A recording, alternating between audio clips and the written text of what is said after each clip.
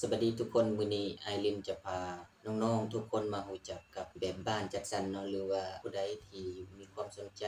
บ้านจัดสรรอยากมีเรือนเป็นของตัวเองเนาะแต่ว่าปัจจุบันนี้กำลังศึกษาอยู่ว่าความเป็นไปได้ของโครงการนี้มันมีความเป็นไปได้หลายส่ำใดปัจจุบันนี้โครงการนี้เนาะตั้งอยู่ใกล้มช.เลยเนาะขี่รถเข้าไปโครงการนี้เพียงแต่4นาทีเนาะสำหรับการเข้าถึงแม่นสะดวกสบายเนาะสามารถเข้าถึงทางทั้งมาจากดอนนูนหรือว่ามาจากทางฝั่งมช.สามารถเข้าได้เนาะเป็นเส้นทางที่สะดวกสบายโครงการนี้เนาะเป็นโครงการบ้านจัดสรรแล้วข้อยเองก็จะมานำเสนอว่าแต่ละคนมักบ่สไตล์นี้ในประเทศลาวเนาะนำมาปรับเปลี่ยนให้มันเหมาะให้แทบเหมาะกับสภาพแวดล้อมของลาวเราเนาะลองเบิ่งว่าแต่ละคนมีความรู้สึกแนวใดกับโครงการนี้เนาะ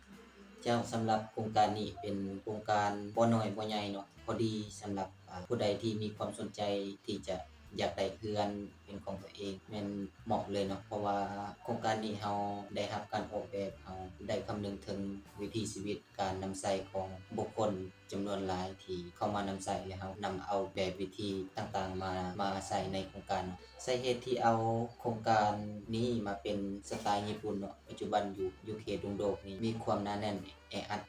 แทบจะบ่ต่างจากญี่ปุ่นเนาะเป็นเขตหนาแน่นดินก็แพงและปัจจุบันก็เป็นโอกาสดีที่เราได้ดินอยู่แถวมช.เนาะเป็นดินที่หายา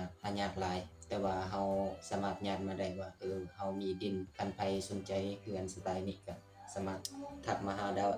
เราได้มีกล่องคอมเมนต์เนาะสามารถทักมาได้หลักๆเนาะเรือนหลังนี้ก็จะประกอบไปด้วยขนาดของอาคารทั้งหมดรวมทุกอย่างขนาดตอนดินก็ค่อนข้างกว้างเนาะ15x10หรือว่า20x15นี่ในอาคารหลังนี้ที่เราได้นำเสนอขึ้นมานี่ก็มี3ห้องนอนเนาะ2ห้องน้ำ1ห้องครัว1ห้องรับแขก2บ่อนจอดรถบ่อนจอดรถสามารถจอดได้2คันเนาะบ่อนจอดรถใหญ่เราจะเอาคลิปมาให้เบิ่งเนาะเป็นคลิปตัวอย่างโครงการสไตล์นี้เนาะเป็นแนวใดทุกคนสามารถคอมเมนต์มาได้ว่ามันเป็นแนวใดควรปรับเปลี่ยนหรือว่าแนวใดมักสไตล์ใดก็สามารถแนะนำติชมมาได้เดี๋ยวใครสนใจโครงการนี้เนาะสามารถทักมาทาง WhatsApp สำหรับคลิปนี้ก็สิจบเพียงเท่านี้เนาะใครมักคลิปสไตล์นี้ก็สนับสนุนเนาะช่วยกดไลค์กดแชร์ขอบใจ